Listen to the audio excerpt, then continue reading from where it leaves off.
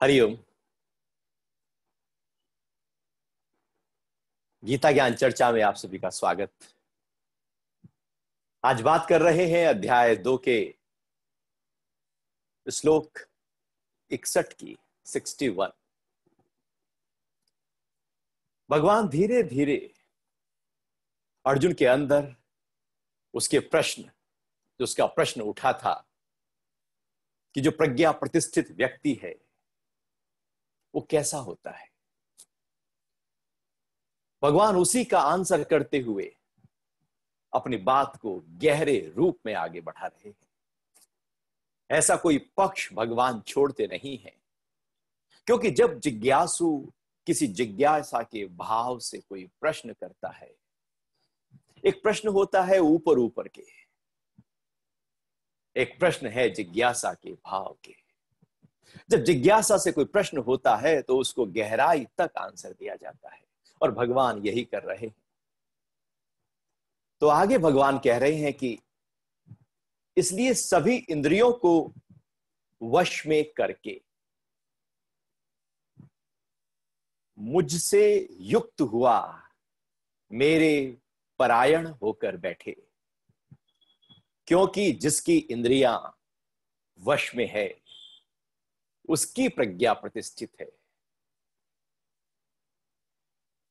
इंद्रियों को वश में करने की बात लगातार भगवान पिछले 3-4 श्लोक से कहते आए हैं कि जैसे कछुआ अपने अंगों को समेट लेता है, वैसे ही हमें भी अपने इंद्रियों को, साधक को भी अपने इंद्रियों को उसी रूप में समेट लेना है। यदि हमने इंद्रियों को नहीं समेटा, इंद्रियों का मतलब केवल आंख नाक कान से नहीं, बल्कि इनके पीछे जहां से एक वासना उठती है, एक भाव उठता है कि इसको पालू, वो इंद्रिय है। तो उस इंद्रियों को अपने वश में करने के बाद क्या करना है, भगवान कह रहे हैं कि मुझसे युक्त हुआ मेरे परायण होकर बैठे। अब इंद्रियों को तो वश कर लिया, उसका एक दूसरा स्टेप भी है। वो दूसरा स्टेप है ध्यान। यदि हमने ध्यान नहीं किया तो इंद्रियों को वश करने की प्रक्रिया लंबी चल नहीं सकती। इंद्रियों को तो फिर हम कुछ समय के लिए वश करेंगे। वो इंद्रियों के वश करने की जो प्रक्रिया है वो आती जाती रहेगी, गहराई तक जो इंद्रियां वासनाओं के साथ बाहर की तरफ दौड़ती हैं, गहराई तक उसका प्रभाव नहीं पड़ेगा। चित्त की गहराइयों में पड़ी हुई वासना और संस्कारों के नाश के लिए ध्यान में उतरना अति आवश्यक है। इसलिए भगवान यहां पर अपनी बात को पूरा करते हुए कह रहे हैं कि ध्यान करे, ध्यान के लिए बैठे। चूंकि अपने स्वरूप को पाना हो तो अंदर जाना होगा, प्रज्ञा को प्रतिष्ठित करना हो तो भीतर उतरना होगा। यदि हम भीतर ही नहीं उतरे तो बाहर के स्तर पर प्रज्ञा प्रतिष्ठित कैसे होगी? इंद्रियां मेरे वश में कैसे आएंगी? आ ही नहीं सकती।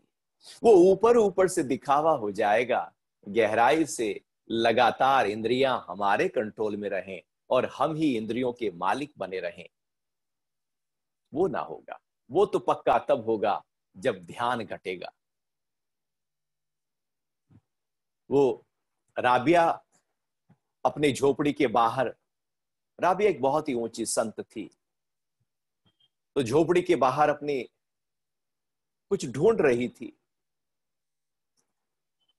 तो काफी देर हो गई ढूंढते ढूंढते, जो राहगीर पास से निकला तो उसने पूछा, अरे राबिया क्या कर रहे हो? तो उसने कहा, नहीं मेरी सुई खो गई है, मैं उसको ढूंढ रही हूं। राबिया मैं तुम्हारी मदद कर सकता हूं। हाँ हाँ जरूर कर दो ना मदद। तो वो व्यक्ति भी राबिया के साथ सुई ढूंढने लगा। एक और राहगीर आया, उसने पूछा क्या हो रहा है? उसने कहा सुई खो गई है राबिया की, ढूंढ दो। वो भी ढूंढने लगा। 3-4 लोग ऐसे एक एक करके इकट्ठे होकर सुई ढूंढ रहे हैं, राबिया भी ढूंढ रही है। सारे में सुई ढूंढ ली, लेकिन सुई बिल्कुल मिल ही नहीं पाई थी। एक एक कोना ढूंढ लिया गया, लेकिन सुई नहीं मिली।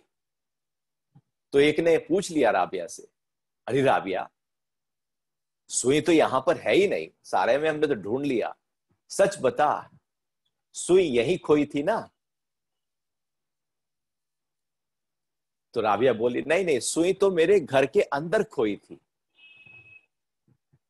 लेकिन घर के अंदर ना अंधेरा है। अब मैंने वहां ढूंढने की कोशिश की, वहां मिली नहीं, इसलिए मुझे लगा जहां उजाला हो शायद वहां सुई मिल जाए। तो यहां पर तो उजाला है, पूरी तरह से सूरज की रोशनी बिखरी पड़ी है, तो मुझे लगा कि यहीं ढूंढ लेती हूँ, यहीं मिल जाएगी। तो सब लोग कहने लगे, अरे तो राबिया पागल ही है। क्योंकि जो संत होते हैं ना, वो थोड़े फक्कड़ हो जाते हैं, वो अपनी मस्ती में रहते हैं, लोग उनको पागल कहने लगते हैं, किनको तो परवाह ही नहीं है। तो उसको भी गांव वाले कुछ पागल सा ही कह देते थे। अब भी यही कह दिया, अरे तू तो पागल ही है, हम तो पहले कहते ही आए थे, अब तो सिद्ध भी हो गया, तो बिल्कुल ही पागल है। सुई जब अंदर खोई है तो बाहर मिलेगी कैसे? जो चीज जहां खोती है वो वही मिलती है राबिया, इस बात को अच्छी तरह समझ लेना। जो तेरी चीज जहां खोए वहीं ढूंढना, वो अंधेरा हो या उजाला, उससे फर्क नहीं पड़ता। तो राबिया बोली, मैं तो न जाने कब से तुमको यही तो कहती आ रही हूं, भगवान हमारे भीतर हैं, तुम उनको बाहर ढूंढ रहे हो। आपका स्वरूप हमारे भीतर है, अपना स्वरूप भीतर है, तुम उसको बाहर कहीं मंदिरों में, शास्त्रों में, इधर उधर जाकर ढूंढ रहे हो। जो जहां है ही नहीं उसको वहां ढूंढ कर क्या फायदा? अब सुई यहां मिलेगी नहीं, चूंकि यहां वो खोई नहीं है। सुई तो मुझे मेरे घर में ही मिलेगी, चूंकि वो वहां खोई है। मैं तुमसे भी कहती हूं कि तुम भी बाहर ना ढूंढो, अपने भीतर ढूंढो, उतरो अपने भीतर, गहरे में जाओ, वहां मिलेगा तुझको शांति, आनंद, सुख। जो चाहते हो वो वहां मिलेगा, जहां है वो वहीं मिलेगा। भगवान भी यही कह रहे हैं कि इंद्रियों को वश करने के बाद अपने भीतर उतर जाना, क्योंकि भीतर उतरकर ही ध्यान की गहराइयों में ही तुमको आत्म साक्षात्कार होगा। ध्यान की गहराइयों में ही बुद्धि प्रज्ञा में बदल जाएगी, विवेक में बदल जाएगी, रितंभरा पैदा हो जाएगी। यदि ध्यान में ही नहीं पहुंचे तो यह तो प्रज्ञा शब्द हो गया, रितंभरा तो शब्द हो गया। शब्दों से बात नहीं बनती, हमें उसमें उतरना होगा, ठहरना होगा, रहना होगा। भगवान बुद्ध भी कुछ ऐसा ही कहते हैं। जब उनसे पूछा गया कि अपने भीतर उतरने का क्या मार्ग है, अपने स्वरूप को पाने का क्या मार्ग है, तो उन्होंने कहा, शील आचरण, ध्यान और ज्ञान, ये तीन ही मार्ग है। शील आचरण मतलब अपनी इंद्रियों को, अपने मन को, अपनी इच्छाओं को, वासनाओं को अपने कंट्रोल में करते हुए, वश में करते हुए, अब हमारे द्वारा जो आचरण होता है वो शील आचरण कहलाता है। मैंने सब कुछ अपने कंट्रोल में किया है, अब जैसी आवश्यकता होती है उसके अनुरूप अब जब आचरण होता है, वासना के वशीभूत नहीं, इच्छाओं के वशीभूत नहीं, बल्कि पूरी तरह से जागृत होकर जब आचरण किया जाता है तो वह शील आचरण है। फिर बुद्ध कहते हैं कि नहीं, केवल उससे काम नहीं चलेगा। वो हो सकता है कि तुम उससे बाहर बाहर पूरी तरह से ठीक हो जाओ, इंद्रियों को वश में करने में तुम एक्सपर्ट हो जाओ, लेकिन अंदर की गहराइयां तो तब आएंगी जब ध्यान में उतरोगे। तो बुद्ध कहते हैं कि फिर ध्यान करो, और ध्यान के साथ साथ ज्ञान करो। फिर ज्ञान जब पक्का होगा तो शील आचरण और पक्का होगा, और जब शील आचरण पक्का होगा तो ध्यान पक्का होगा, ध्यान पक्का होगा तो ज्ञान पक्का होगा, ज्ञान पक्का होगा तो आचरण पक्का होगा। एक क्रम बन जाएगा, एक सिलसिला बन जाएगा, और जब ये सिलसिला बनेगा तो हमारी प्रज्ञा प्रतिष्ठित हो जाएगी। अब हम कहें केवल हम ज्ञान के शब्द सुन ले तो बात बन जाएगी, शील आचरण हुआ नहीं, वैसा आचरण है नहीं, कहीं दूर दूर तक नहीं, तो ज्ञान क्या करेगा? ध्यान है नहीं तो ज्ञान बिना ध्यान के शब्द होता है, ध्यान शब्दों को ज्ञान में बदलता है, ध्यान उन शब्दों को और उसके अर्थ और उसकी भावना को हृदय में उतारने का काम करता है। इसलिए भगवान यहाँ अपनी बात को पूरा कर रहे हैं कि ध्यान में बैठना है, मेरे परायण होकर बैठना है, पूरी तरह से बाहर का सब कुछ बाहर छोड़कर ऐसा नहीं कि बाहर का पकड़ा हुआ है और हम ध्यान में बैठे हैं, कभी ये याद आ रहा है, कभी वो याद आ रहा है और हम ध्यान में बैठे हैं। मेरे परायण, टोटल सरेंडर, पूरी तरह से पूर्ण समर्पित होकर केवल मेरा ही भाव तुम्हारे अंदर चलता रहे, तो ऐसे बैठना। तो मेरे परायण होकर बैठे, क्योंकि जिसकी इंद्रियां वश में है उसकी प्रज्ञा प्रतिष्ठित है। तो ये जो इंद्रियों को वश करने की प्रक्रिया है वो बाहर से नहीं बल्कि अंदर से होती है। ध्यान के माध्यम से हम अपने चित्त को निर्बल कर सकते हैं, बिना ध्यान के नहीं घटेगा। इसलिए ध्यान हर शास्त्र में, ऐसा कोई शास्त्र नहीं है जहां पर ध्यान का वर्णन ना हो। कुछ शास्त्र तो केवल ध्यान पर ही समर्पित है। विज्ञान भैरव तंत्र तो केवल ध्यान ध्यान और ध्यान की ही बात कर रहा है। ध्यान के बाद समाधि प्रकट हो जाती है, अपने स्वरूप में स्थिति प्रकट हो जाती है। और केवल हम बाहर इंद्रियों को लेकर जाएं और ध्यान में ना उतरें तो उसका कोई फायदा नहीं है। वो तो केवल एक नॉलेज है, बाहर के शब्द हैं, ज्ञान के शब्द हैं। ये शब्द संसार के इकट्ठा नहीं किए तो हमने ज्ञान के इकट्ठा कर लिए। हमने आत्मा की डिक्शनरी खोलकर उसके शब्दों को इकट्ठा कर लिया। तो किसी ने प्रकृति के शब्द को इकट्ठा किया, तो किसी ने आत्मा के शब्द को इकट्ठा किया, बातें की। यदि वो शब्द है तो शब्द थोड़े अच्छे हैं, लुभाने वाले हैं, कुछ ऊंचा स्थिति थोड़ी देर के लिए फील करा देंगे, क्योंकि ऊंचे शब्द हैं, वो शब्द हैं। उन शब्दों को ज्ञान में हम तब बदलते हैं जब बैठते हैं ध्यान में। तो यह एक ऊंची अवस्था है इंद्रियों को वश में करके। जब हम ध्यान में बैठ जाते हैं तो ध्यान में बैठने के बाद वो इंद्रियां फिर वश में बनी रहती हैं। फिर हम उठते बैठते, खाते पीते, सोते जागते, आंख खोलते आंख बंद करते, दिन भर सब कुछ कर रहे हैं, इंद्रियां वश में ही है। अब ऐसा नहीं कि इंद्रियां वश में नहीं, क्योंकि ध्यान के माध्यम से उसमें एक प्रगाढ़ता, एक मजबूती आ गई। जैसे हम शुरू में कोई ड्राइविंग सीखते हैं, तो जब ड्राइविंग सीखते हैं, कार चलाने सीख रहे हैं, तो बहुत ही एकदम अलर्ट होकर बैठते हैं, स्टीयरिंग को कस के पकड़ते हैं और कोई बात ना करे, बिल्कुल ऐसे होकर एकदम रोबोट की तरह बैठ जाते हैं।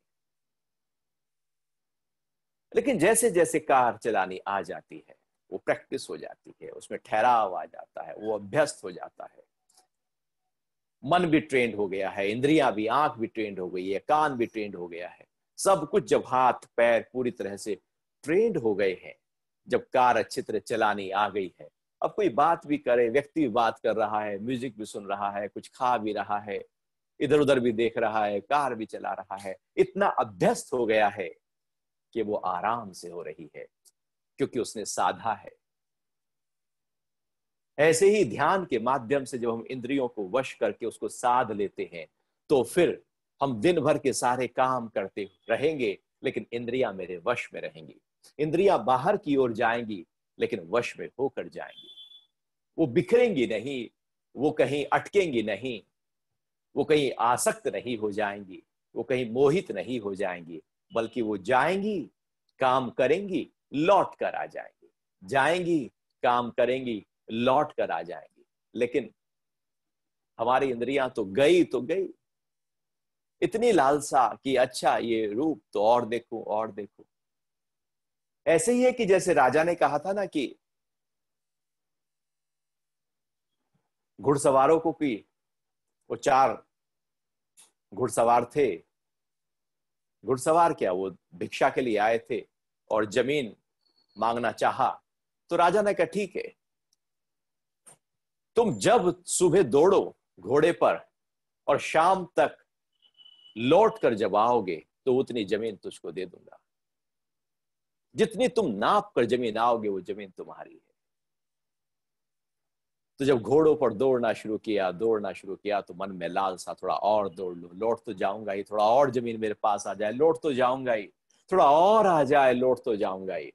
कोई लौट नहीं पाया, क्योंकि लालसा बढ़ती जाती है, और लगातार बढ़ती ही जाती है, और कभी थमती नहीं, लौट कर आती नहीं। लेकिन जब ध्यान घटता है तो इंद्रियां जाती हैं और लौट आती हैं। अब भगवान अपनी चर्चा को आगे बढ़ाते हुए एक बहुत ही अनूठी बात कह रहे हैं, एकदम हटकर। वो बता रहे हैं कि क्रोध पैदा कैसे होता है, हम उस प्रज्ञा प्रतिष्ठित जो ऊंची स्थिति है उससे कैसे गिर जाते हैं, कैसे उसको नहीं पा पाते।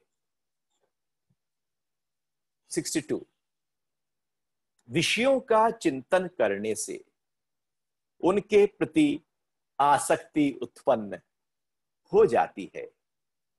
आसक्ति से उनकी कामना पैदा होती है, और कामना पूरी ना होने पर क्रोध उत्पन्न होता है।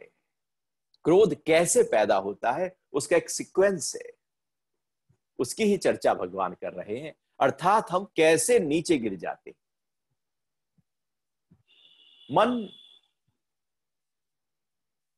इच्छाओं वासनाओं से भर जाए तो नीचे की तरफ गति करने लगता है। मन ज्ञान प्रेम ध्यान से भर जाए तो ऊपर की तरफ गति करने लगता है। उसमें जो डालोगे वो उसी तरह से कार्य करेगा। या तो वो बिखर सकता है, या वो इकट्ठा और एकाग्र हो सकता है। वो बहिर्मुख हो सकता है, वो अंतर्मुखी हो सकता है। ये हमारे ऊपर है कि हम अपने मन को किस तरह से लेकर चल रहे हैं। भगवान कह रहे हैं कि जब हम कोई चीज विषयों का चिंतन करने से, जैसे विषयों का चिंतन मतलब आंख ने कुछ देखा, अब उसका चिंतन मन में शुरू हो गया। अरे ये तो बहुत अच्छा है, ये तो बहुत सुंदर है, ये तो मुझे ले लेना चाहिए, ये तो मेरा हो जाना चाहिए। वो जो चिंतन है उसके हमारे मन में जो लगातार उसके बारे में सोच विचार है, जबकि आंख ने देखा था एक पल के लिए, वो चली भी गई बात, लेकिन मन ने अब उसकी पिक्चर बनाना शुरू कर दिया। इंद्रिय ने स्थूल रूप में बहुत क्षणिक रूप से वो कोई विषय में गई थी, लेकिन मन उसको पकड़ कर बैठ गया। अब उसका चिंतन, उसकी रोलिंग, उसकी पिक्चर बनानी शुरू कर दी। बहुत सारी कल्पनाएं ख्याल उसमें जोड़ना शुरू कर दिया। तो ये जो चिंतन की प्रक्रिया है, ये सबसे बड़ी बांधने वाली प्रक्रिया है। चिंतन क्यों होता है? जब हम किसी चीज को अच्छा या बुरा, अनुकूल या प्रतिकूल, जब हम किसी चीज को कहते हैं कि ये मेरे लिए है या मेरे लिए नहीं, जब वहां पर कुछ अपना मत रखते हैं, तो समझो कि अब जो विषय था उसका चिंतन शुरू हो गया, और हम उस चिंतन में अटक रहे। हम अच्छा और बुरा कब कहेंगे? हम कब कहेंगे कि ये सुंदर है और ये सुंदर नहीं? हम कहेंगे ये सुंदर है तो इसका मतलब है कि हमारे नजरिए में कुछ ऐसा भी है जो सुंदर नहीं है। जब हम कहते हैं कि ये तो सुंदर नहीं है, इसका मतलब है कि हमारे जहन में, हमारे अंदर कोई एक वैसी वासना पल रही है, एक ऐसी पिक्चर बनी हुई है जिसने कहा है कि ये सुंदर है, ऐसा सुंदर होता है। कुछ सुंदर है, कुछ सुंदर नहीं, कुछ बदसूरत है, कुछ अच्छा है, कुछ बुरा है, कुछ अनुकूल है, कुछ प्रतिकूल है, कुछ सुखद है, कुछ दुखद है, कुछ लाभ देने वाला है, कुछ हानि देने वाला है, कुछ मान करा देगा, कुछ अपमान कर देगा। जब इस तरह से हमारे अंदर चित्त में कोई भी विषय को लेकर मन में चलने शुरू हो जाती है, तो समझो कि अब चिंतन शुरू हो गया है। और चिंतन होता है जो अनुकूल है वो मिल जाए, जो सुखद है वो मिल जाए, जहां लाभ है वो मिल जाए, जो अनुकूल है, जो अच्छा है, जो सुंदर है, जो अच्छा है मेरे लिए, जिसकी परिभाषा मैंने गढ़ी है, मढ़ी है। वो हर व्यक्ति अपनी अपनी परिभाषा गढ़ लेता है। सुंदरता की हर व्यक्ति की परिभाषा अपनी है, अच्छे की हर व्यक्ति की परिभाषा अपनी है, अनुकूल की हर व्यक्ति की परिभाषा अपनी है, लाभ की हर व्यक्ति की अपनी अपनी परिभाषाएं हैं। चित्त में उठी हुई वासनाओं और इच्छाओं के आधार पर परिभाषाएं गढ़ी मढ़ी जाती है। तो जब हम कहें कि ये मेरे अनुकूल है, तो अब उस अनुकूल को पाने की चाह हमारे अंदर शुरू हो जाती है और हम कहते हैं कि कैसे इसको पालूं। क्योंकि चिंतन शुरू हुआ तो जो अच्छा नहीं था उसको हम कहते हैं कि नहीं, इससे मैं दूर हट जाऊं, ये ना मिले, जो प्रॉफिट है वो मिल जाए, हानि ना मिले, लाभ मिल जाए, बुरा ना मिले, अच्छा मिल जाए। वो शादी होने से पहले लड़का कहता है कि सुंदर लड़की मिलनी चाहिए, और सुंदर की तलाश शुरू हो जाती है क्योंकि उसके मन में कोई सुंदरता की परिभाषा है। लड़की भी कहती है कि सुंदर लड़का होना चाहिए क्योंकि उसके मन में भी कोई सुंदरता की परिभाषा है। अच्छा है, बुरा नहीं, लेकिन भगवान कह रहे हैं किस तरह से एक मन में खेल शुरू होता है। जबकि आंख ने देखा अच्छा है या बुरा, आंख ने देखा बात हो गई, कान ने सुना बात हो गई। इन ये डिवाइसेस ने तो केवल इतना ही किया, केवल देखा, सुना, सूंघा, स्पर्श किया, स्वाद लिया। अब मन के अंदर जो वासना है वो कुछ कह रही है कि इसका चिंतन। अब जब इसका चिंतन शुरू होता है तो उसके प्रति अटैचमेंट हो जाता है, आसक्ति हो जाती है। अब उसके पाने की चाह शुरू हो जाती है कि मिल जाए मुझे, कैसे भी करके मिल जाए। उसके लिए हम दिन रात एक कर सकते हैं उसको पा लेने के लिए। जो व्यक्ति चाहता है कि ये मिल जाए, उस एक इच्छा को पाने के लिए बहुत कुछ कुर्बान किया जाता है, बहुत कुछ। हर स्तर पर, शरीर के स्तर पर व्यक्ति कहता है कि धन मिल जाए। अब धन पाने के लिए तो फिर तो लगातार एक करना पड़ेगा अपने आप को। तो शरीर का स्वास्थ्य को ध्यान नहीं देता, संबंधों को ध्यान नहीं देता, मित्रों को ध्यान नहीं देता, एक होड़, एक जुनून, बस धन पाना है, धन पाना है। धन तो आ जाता है, स्वास्थ्य कहीं चला जाता है, मन बिखर जाता है, बुद्धि बिखर जाती है, संबंध टूटने लगते हैं, सोसाइटी में उतना कोई प्रभाव नहीं रहता, कोई मिलता नहीं, कोई आता नहीं, कोई जाता नहीं। हर स्तर से हम डिस्कनेक्ट होते चले जाते हैं। धन तो आ जाएगा, क्योंकि वो धन पाने की अंदर चाह थी ना, इच्छा थी ना, एक जुनून के माध्यम से धन तो मिल गया, लेकिन उसने बहुत कुछ ऐसा था जो छुड़वा दिया। तो जिसको पाने की चाह हमारे अंदर होती है, जो भी चाहते हैं कि ये मिल जाए, उसके प्रति आसक्ति, अटैचमेंट हो जाता है। और जिसके प्रति आसक्ति होती है, अब केवल व्यक्ति वही देख पाता है, कुछ और देख ही नहीं पाता। जैसे ब्लिंकर्स लगा दिए जाते हैं घोड़े के, अब वो दाएं बाएं नहीं देख पाता, वो केवल सीधा चलता है। यदि वो ना लगे हो, उसकी आंखों के जो दाएं बाएं घूमने की प्रक्रिया है, पुतलियां घूम रही हैं, यदि वो घूमने लगे तो घोड़ा दाएं बाएं कहीं जा सकता है। इसलिए लगा जाते हैं काठी के साथ में, जिससे वो केवल सीधा देखे और सीधा दौड़े, जिधर लगाम खींची जाए केवल उधर जाए और कहीं ना जाए, वो सीधा चले। ऐसे ही आसक्ति जब पैदा होती है तो केवल वही दिखता है, वही दिखता है और केवल वही दिखता है। और उसके पाने के लिए व्यक्ति दिन रात मेहनत करता है, जद्दोजहद करता है। और ऐसे में यदि उसमें रुकावट पैदा हो जाए,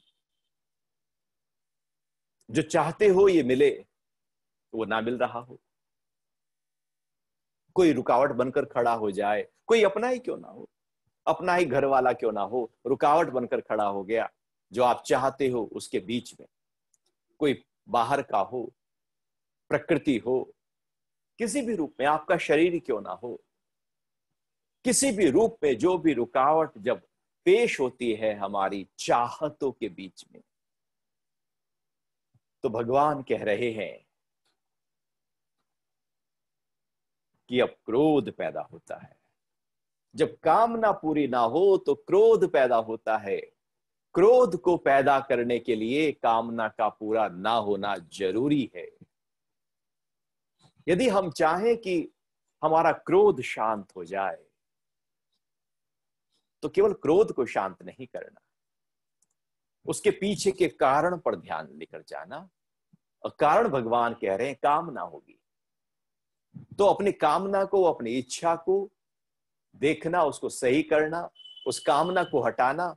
देखना क्रोध चला गया, क्योंकि आप घर पहुंचे और आपने कहा कि मुझे पानी दो, और घर वाले ने पानी नहीं दिया, भूल गया, दाएं बाएं बात हो गई, आपने दोबारे मांग लिया। अब आप तीसरी बार झल्लाहट कर बोलोगे, एक क्रोध आ गया, क्योंकि आपने जो चाहा वो रुकावट बन गया।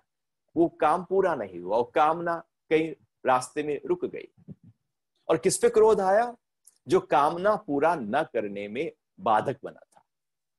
ऐसे ही दिन भर आप देख सकते हैं कि हमारा गुस्सा आता क्यों है।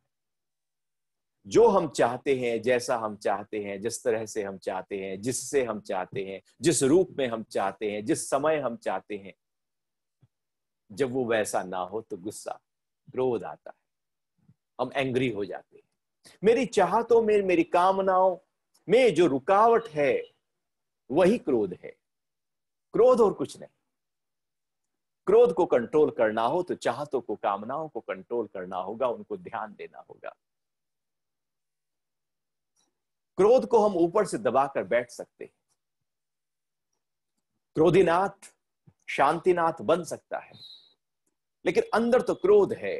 ऊपर से हम मुस्कुराते हुए प्यार से मीठी मीठी बातें कर रहे हैं, अंदर क्रोध है व्यक्ति के लिए। क्योंकि अहंकार बड़ा उस्ताद होता है, वो क्रोध भी छोटों पर करता है, बड़ों पर नहीं कर सकता। जो ज्यादा ताकतवर हो, बलिष्ठ हो, वहां पर क्रोध नहीं कर पाएगा।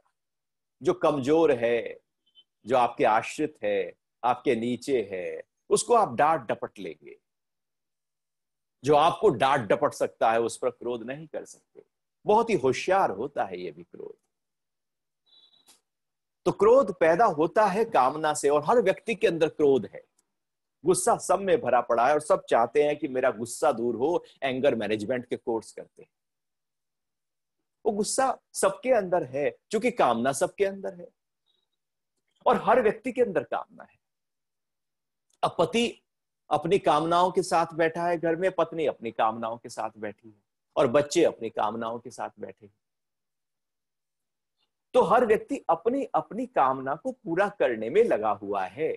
वो अपनी अपनी इच्छाओं को पूरा कर रहा है। हम चाहते हैं कि वो मेरी इच्छा पूरी करे। वो मेरी इच्छा पूरी करेगा या अपनी इच्छा पूरी करेगा? और वो चाहता है कि आप मेरी इच्छा पूरी करें। तो आप अपनी इच्छा पूरी करेंगे या उसकी इच्छा पूरी करेंगे? इसलिए तकरार होती है, इसलिए झगड़ा होता है, क्योंकि एक दूसरे पर अपनी इच्छाओं को थोपा जाता है। मुझे ये चाहिए, वो कहता है मुझे ये चाहिए। तो इच्छाएं जब एक दूसरे पर थोपी जाती हैं और इच्छाएं पूरी ना हो तो क्रोध पैदा होने लगता है। लेकिन यदि इच्छाएं पूरी होती चली जाएं, पत्नी जो कहे पति सारे काम करे, जो चाहे शॉपिंग चाहे शॉपिंग, घूमना चाहे घूमना, ज्वेलरी चाहे ज्वेलरी, जैसा जैसा कहती चली जाए, पति वैसा वैसा करता चला जाए, कभी झगड़ा नहीं होगा। झगड़ा कब होगा? जब इच्छाओं को रोका जाएगा। आप यदि कल्प वृक्ष के नीचे बैठे हैं या जीवन में सारी इच्छाएं पूरी हो रही हैं, तो गुस्सा आने की संभावना खत्म है। तो यदि गुस्सा से ऊपर उठना है तो अपनी कामनाओं को ध्यान देना होगा, और कामनाएं कभी जाएंगी नहीं, इसलिए गुस्सा कभी जाता नहीं। कामनाएं खड़ी होंगी। इसलिए भगवान पहले कहते आए हैं कि निष्काम में आ जाओ। निष्काम ही एक ऐसी अवस्था है जहां पर हम कामनाओं से ऊपर उठ चुके होते हैं। कोई कामना ही नहीं, निष्काम हो गए हैं हम। कोई इच्छा ही नहीं, निरिच्छा हो गए हैं हम। कोई आसक्ति ही नहीं, अनासक्त हो गए हैं हम। तो जब इच्छा ही नहीं, कामना ही नहीं, तो गुस्सा कैसे? क्रोध आएगा ही नहीं। इसलिए जो ध्यान में उतरते हैं उनमें क्रोध कम होता है, और धीरे धीरे जैसे जैसे ध्यान में उतरते जाते हैं क्रोध कम होता चला जाता है। तो जब हम निरिच्छा होते हैं, निष्काम होते हैं, कोई भी आप निष्काम का कार्य करो, क्रोध पैदा नहीं होगा। सकाम का करो, क्रोध पैदा हो जाएगा। क्योंकि सकाम में जितना आपको चाहिए था उतना नहीं हुआ, जब चाहिए था तब नहीं हुआ, तो कुछ ना कुछ, कहीं ना कहीं, किसी ना किसी रूप में अड़चन आ ही जाएगी। तो ये अड़चन क्रोध पैदा करती है। फिर भगवान आगे कह रहे हैं कि जब व्यक्ति के अंदर क्रोध आ गया, क्योंकि वो तो आएगा, जब कामना है तो क्रोध भी आएगा। कम आएगा, ज्यादा आएगा, दबे रूप में आएगा, उभरे रूप में आएगा, विकराल रूप में आएगा, बिखेरने के रूप में आएगा, या पी जाने के रूप में आएगा, लेकिन आएगा। और क्रोध यदि पी जाओ तो ज्यादा खतरनाक, अंदर रोक लो तो ज्यादा खतरनाक। बेहतर है बाहर निकाल दो, बेहतर है किसी और युक्ति के माध्यम से निकाल दो, बेहतर है नृत्य के माध्यम से निकाल दो, योग के आसनों के माध्यम से निकाल दो, बेहतर है स्विमिंग के माध्यम से निकाल दो, वॉक के माध्यम से निकाल दो, रन के माध्यम से निकाल दो, किसी स्पोर्ट्स एक्टिविटी के माध्यम से निकाल दो, कुछ करके उस क्रोध को ऐसे निकाल दो। नहीं तो क्रोध हमारे अंदर बहुत सारी ऐसी ग्रंथियां पैदा कर देता है जिससे शरीर विकृत होने लगता है, बीमार होने लगता है। इसलिए साइकोसोमैटिक डिजीज पैदा होते हैं, मनोकायिक रोग पैदा होते हैं। वो क्रोध तन पर भी असर डालता है, मन पर भी असर डालता है। और भगवान आगे बता रहे हैं कि क्रोध फिर करता क्या है।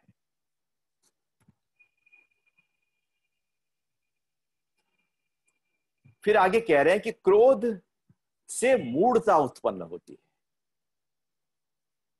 मूढ़ता से स्मृति में भ्रम आता है, स्मृति भ्रम से बुद्धि का नाश होता है, और बुद्धि नाश से व्यक्ति अपनी स्थिति से गिर जाता है। स्टेप बाय स्टेप, एक एक क्रम, अधोगति की सीढ़ियां भगवान बता रहे, कैसे व्यक्ति नीचे की तरफ ढह जाता है, कैसे चढ़ सकता है ऊपर वो भी बताया, कैसे ऊंचे स्तर पर जा सकता है, प्रज्ञा प्रतिष्ठित कर सकता है वो भी बताया, लेकिन कैसे बिल्कुल धड़ाम नीचे गिर सकता है भगवान उसकी भी पूरी तरह से एक एक स्टेप बता रहे। एक के बाद दूसरा घटेगा ही घटेगा, ऐसा हो नहीं सकता कि एक घटे दूसरा ना घटे।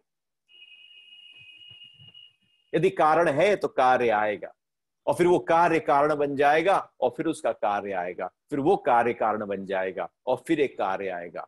इस तरह से कार्य कारण का सिद्धांत लागू हो जाएगा। एक के पैदा होने पर दूसरी आ जाएगी। जैसे आग के होने पर धुआं आएगा, धुआं के होने पर आंख में आंसू आएंगे, आंख के आंसू आने पर हम मलेंगे, तो वो एक सीक्वेंस शुरू हो जाएगा। तो एक के शुरू होते ही बस लगातार शुरू होती चली जाएंगी। यदि इन सब को तोड़ना हो तो जो प्रारंभ है उसी को ही तोड़ना होगा, अन्यथा उसको तोड़ना मुश्किल है। तो भगवान कह रहे हैं कि जब क्रोध पैदा हो गया व्यक्ति के अंदर, अब हो गया, तो क्या होगा, मूढ़ता पैदा हो जाएगी। अभी जब मूढ़ता है, चित्त में 5 इस तरह से भूमियां होती हैं। जब हमारे अंदर तम गुण बढ़ जाता है तो मूढ़ अवस्था पैदा होती है, और यह मूढ़ अवस्था काम, क्रोध, लोभ, मोह के कारण से पैदा होती है।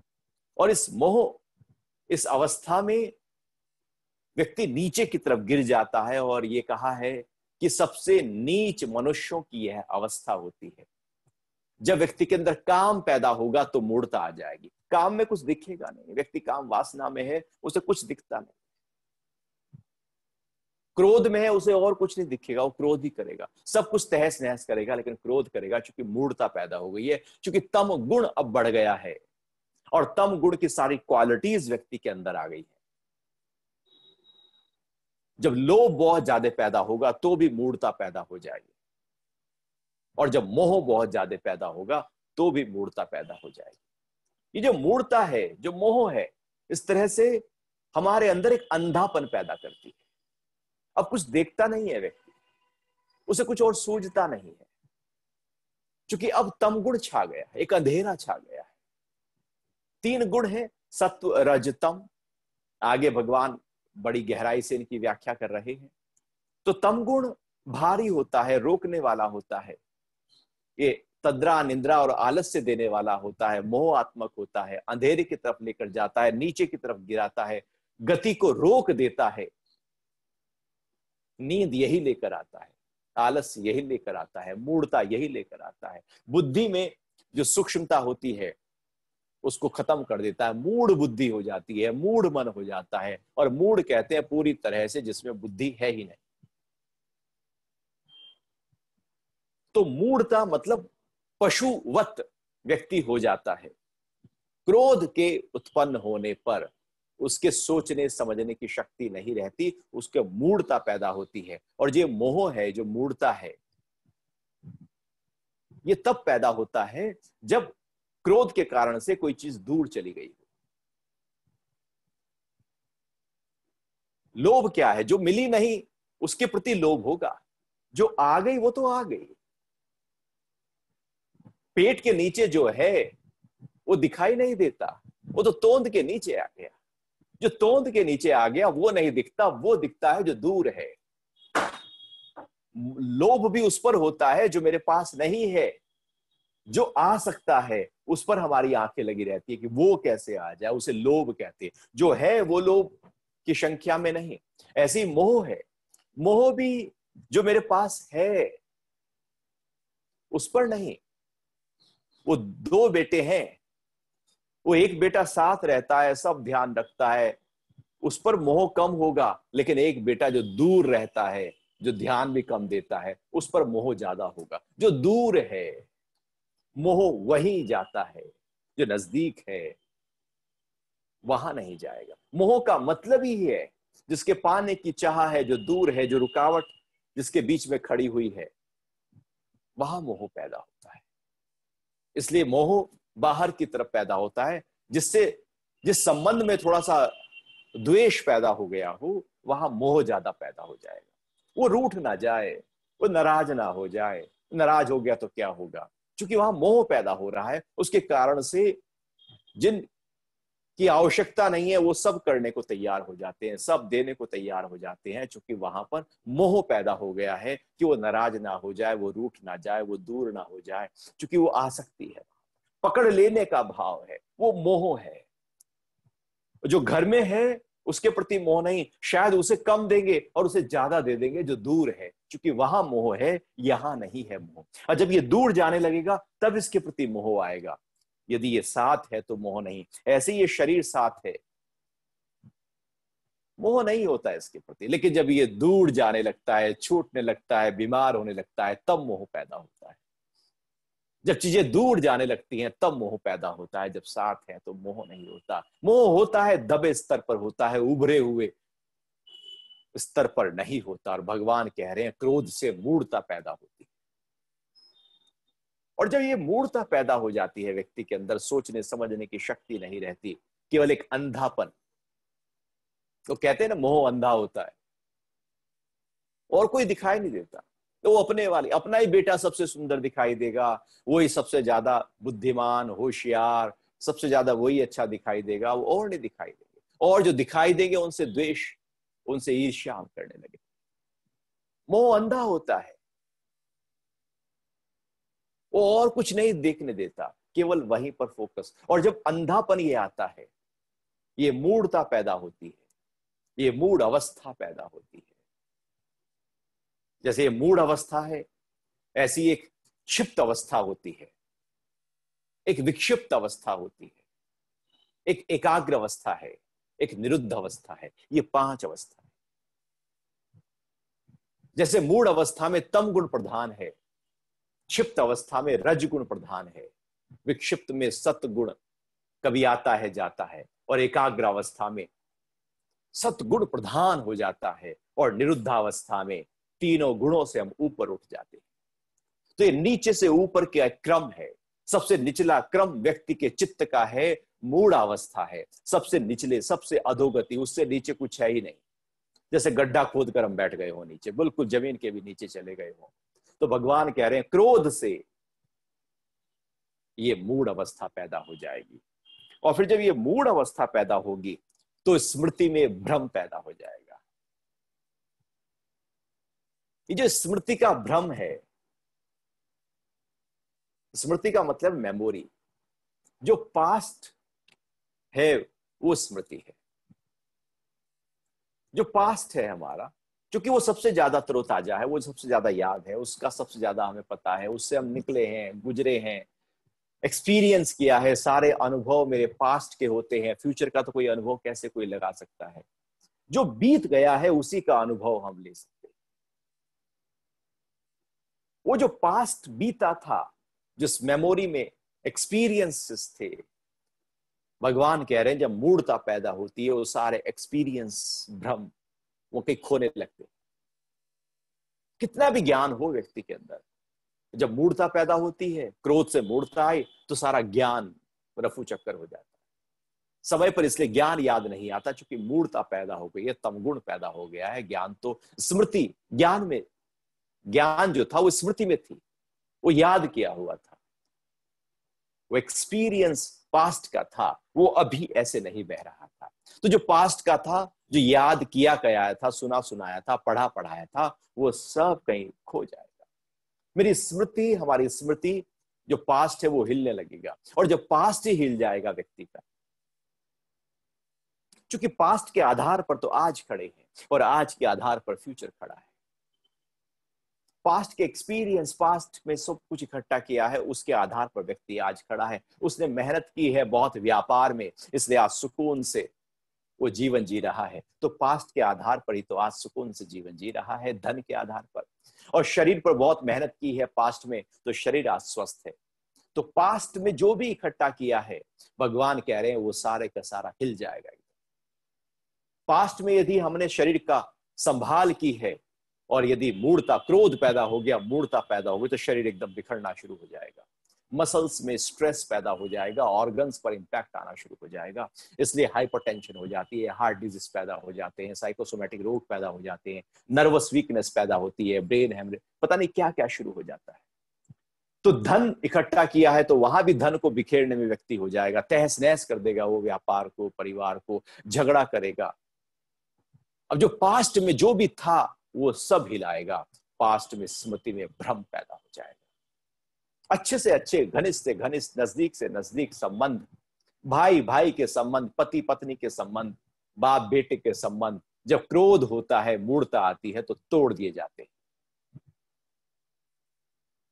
क्योंकि अब स्मृति में भ्रम पैदा हो गया है कि पास्ट में मैंने ऐसा ये इकट्ठा किया था, वो सब व्यक्ति तोड़ने को तैयार हो जाता है, छोड़ने को तैयार हो जाता है, और स्मृति में भ्रम खुद ब खुद पैदा हो जाता है। वहां बहती हुई एनर्जी इंबैलेंस हो जाती है, और पास्ट के एक्सपीरियंस भी कहीं खो जाती है।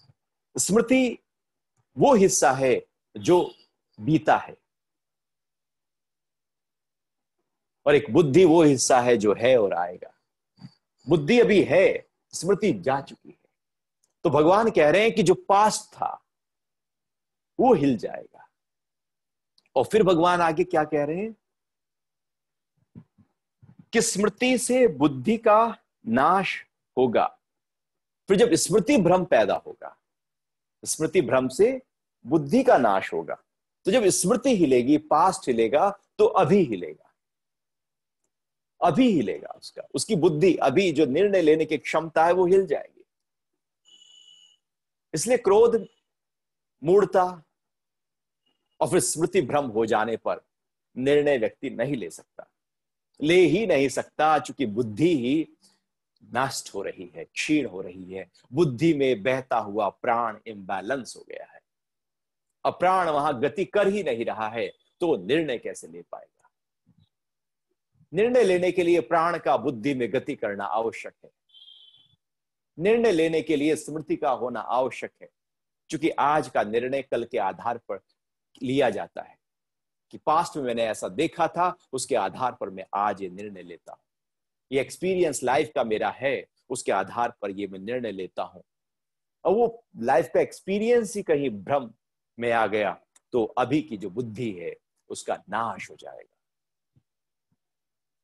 और जैसे ही अभी की बुद्धि का नाश होगा, तो ना कुछ अच्छे बुरे का भान कर पाएगा, सही क्या है गलत क्या है उसे पता ही नहीं लगेगा।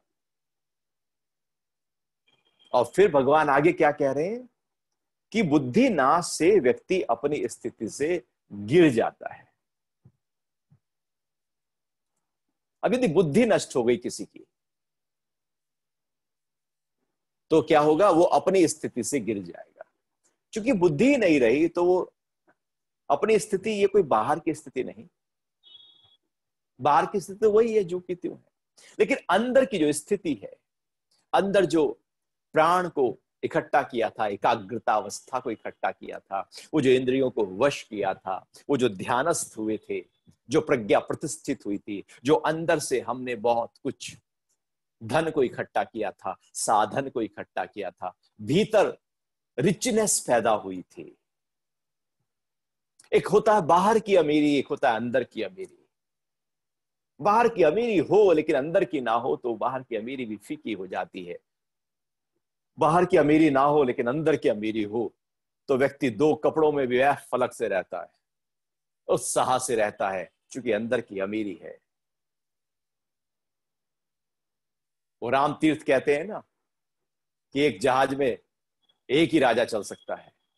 वो जा रहे थे, पता लगा एक जहाज में राजा ही बैठा है, तो उसने कहा या तो वो जाएगा या मैं जाऊंगा। दो राजा नहीं चल सकते, जंगल में दो शेर नहीं होते, दो राजा नहीं होते। एक अंदर से फलक है, एक फक्र है अंदर से। वो जो अंदर की जो अपने ऊपर नाच की प्रक्रिया है वो गिर जाती है, वो फक्र गिर जाता है, वो अंदर की राजाई गिर जाती है, अंदर की अमीरी गिर जाती है, अंदर एक दिवालियापन आ जाता है, अंदर एक खाली एक खोखलापन आ जाता है। आध्यात्मिक स्तर पर व्यक्ति गिर जाता है। जैसे बुद्धि का नाश होता है, क्योंकि वही बुद्धि तो प्रज्ञा को प्रतिष्ठित कर सकती है, वही बुद्धि तो विवेक में बदलती है, वही विवेक प्रज्ञा और रितंबरा प्रज्ञा, और वही रितंबरा प्रज्ञा हमें आत्म भाव में टिका सकता है। यदि वही हिल गई, यदि जमीन ही हिल रही है, भूकंप से तो ऊपर की रखी हुई चीजें तो हिल ही जाएंगी, थोड़ा ज्यादा हिल जाए तो गिर जाएंगी। अब बुद्धि ही हिल गई तो व्यक्ति का पूरा वर्चस्व हिल गया, और बुद्धि के आधार पर ही तो व्यक्ति अपने आप को कुछ कहता है। समाज में भी उसकी कुछ पकड़ है, पहचान है, तो उसकी बुद्धि के आधार पर है। सुंदरता तो कुछ समय के लिए चलती है, शरीर के बाह्य बनावट पर तो व्यक्ति कुछ समय के लिए मोहित हो सकता है, लेकिन उसके बाद उसकी सुंदरता पर हमेशा मोहित नहीं हो सकता। कोई केवल सुंदर स्त्री या पुरुष को देखते हुए शादी कर ले, उसका मन बिखरा हुआ हो, बुद्धि बिखरी हुई हो, शब्द बिखरे हुए हैं, सब कुछ अंदर एकदम हिला पड़ा है लेकिन सुंदर है, ऐसे रिश्ते, ऐसी शादियां चलती नहीं है। सुंदर होने के बावजूद नहीं चलती, क्योंकि पहला आकर्षण शरीर था, लेकिन शादी जिससे टिकती है लंबे समय तक, वो तो बुद्धि की स्थिरता है, वो तो भीतर का ठहराव है। तो भगवान कह रहे हैं बुद्धि का नाश होने पर व्यक्ति अपनी स्थिति से गिर जाता है, एकदम अधोगति हो जाती है। और जब वो अपनी स्थिति से नीचे की तरफ गिरता है तो फिर उसका उठना बड़ा मुश्किल होता है, उठ नहीं सकता। ऐसे व्यक्ति डिप्रेस हो जाते हैं, बिल्कुल हताश निराश हो जाते हैं, और जन्म मरण का बंधन लगातार पड़ा ही रहता है। तो किस तरह से भगवान एक सीक्वेंस की बात कर रहे हैं, कैसे अधोगति की यात्रा प्रारंभ होती है। उससे पहले बताते आए कैसे ऊर्ध्व गति की यात्रा प्रारंभ होती है, और इसके आगे वाले श्लोक में बताएंगे कैसे और व्यक्ति अपने मन को ऊंचे की तरफ ले जा सकता है, कैसे नीचे ले जा सकता है, कैसे ऊंचे ले जा सकता है।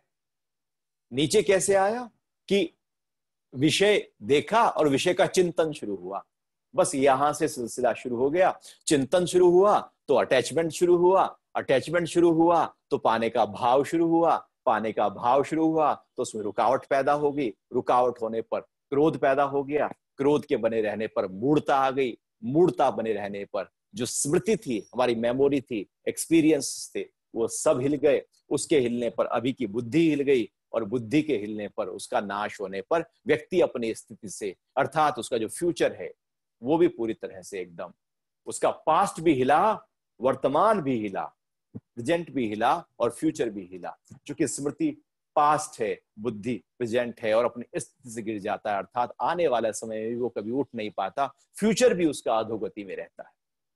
तो इस तरह से एक सिलसिला शुरू हो जाता है व्यक्ति को निचले स्तर पर ले जाने के लिए।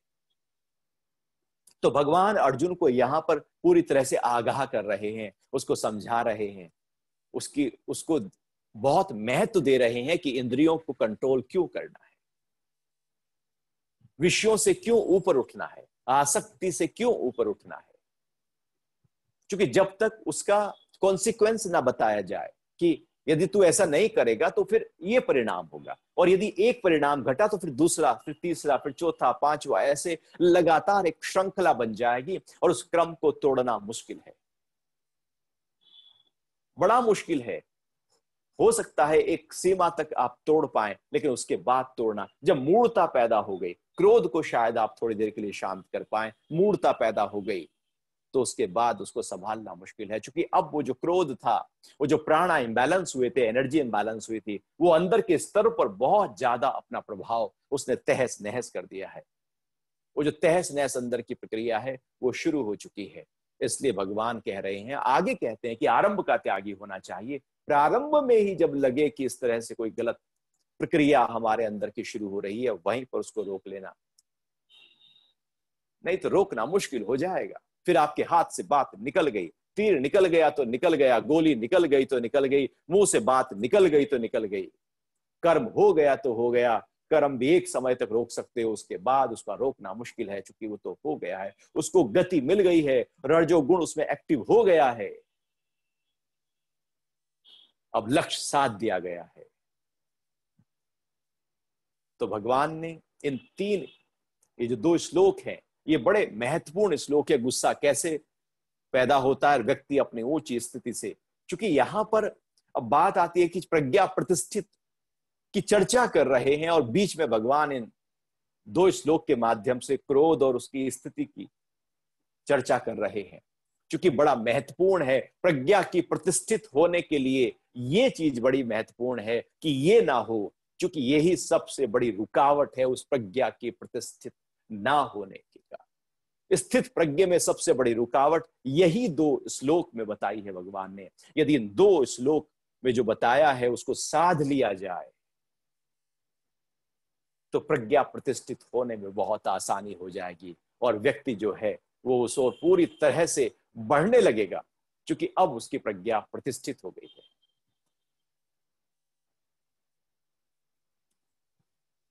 आपका कोई प्रश्न हो तो उस पर बात कर सकते हैं।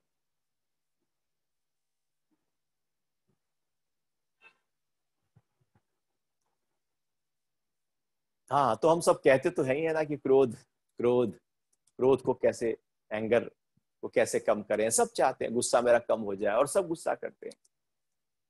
तो भगवान यहाँ पर उसी गुस्से को कैसे कम किया जाए उसका राज बता रहे हैं, उसके कारण बता रहे हैं, और इसके अलावा कोई और तरीका है ही नहीं। आप कुछ भी कर लो, क्रोध को दूर करने का कोई और तरीका नहीं, बल्कि अपनी चाहतों को ध्यान दो, उसको हटा दो, क्रोध अपने आप खत्म हो गया। तो जीवन में क्रोध बना रहता है क्योंकि कामना खड़ी रहती है।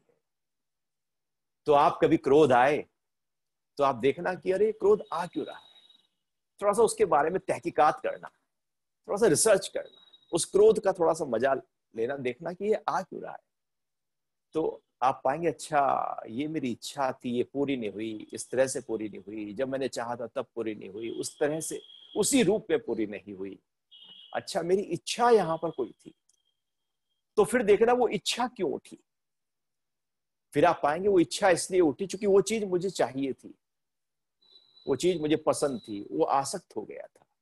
अच्छा ये आसक्ति क्यों आई, कभी देखना अपने अंदर झांक कर, थोड़ा सा खोज करना अपने अंदर की, तो आप पाएंगे अच्छा ये आसक्ति इसलिए आई क्योंकि उसके बारे में मैंने बहुत सोचा था, पहले से सोचता आ रहा था, घर जाऊंगा पानी पीऊंगा, तो चिंतन चल रहा था, और वो नहीं मिला तो क्रोध पैदा हो गया। तो उसकी जड़ में जाते जाना, हर कार्य का कारण होता है उसके कारण को खोजना खोजना, और जब पूरी तरह से खोजते चले जाओगे, आप पाओगे क्रोध जैसे जैसे खोज रहे हो क्रोध के कारणों को, क्रोध वैसे वैसे कम होता जा रहा है।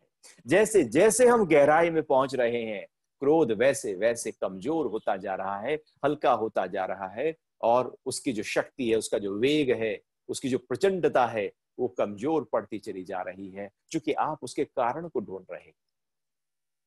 क्रोध तब जवां है जब उसके कारण की तलाश हम नहीं कर रहे, अब हम क्रोध ही हो गए हैं।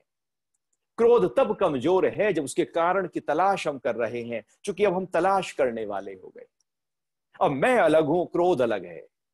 कोई है जो क्रोध से हटकर उसको खोज रहा है कि क्रोध पैदा क्यों हुआ। जैसे ही कोई हटा उस क्रोध से, क्रोध में बहता हुआ प्राण यदि हट गया, तो क्रोध क्रोध रहा नहीं, और वही प्राण खोज करेगा, वही मन की रुचि खोज करेगी।